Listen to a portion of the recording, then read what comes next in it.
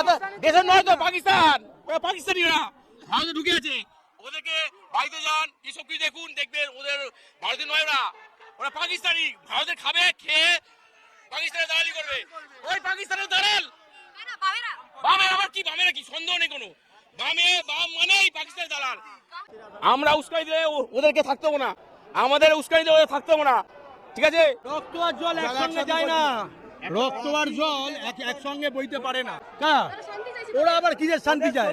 ওরা উস্কানি তো, সবসময় উস্কে এসছে, সারা জীবন উস্কে এসছে, এখন উস্কাচ্ছে। যখন বাংলাদেশ যত বড় ঘটনা ঘটে গেছে, ওরা মুখ খুলেছিল? বাংলাদেশে মুখ খোলেনি তো। তাহলে ওদের সঙ্গে শেখুম বাবুর সঙ্গে আমরা কি কথা বলবো? ওদের কোনো ধর্ম আছে, জাত আছে, ওদের কিচ্ছু নেই। ওরা ব্যান্ডেড একদম এখানে। আরে ওদেরও কোনো অস্তিত্ব নেই।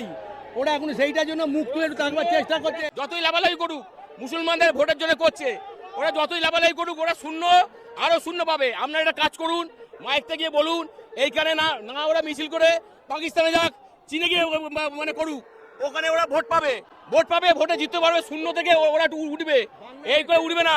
দুদিন বাদে লাশ মারে বাংলার মানুষ, মেরে একদম চায়না না পাকিস্তানে।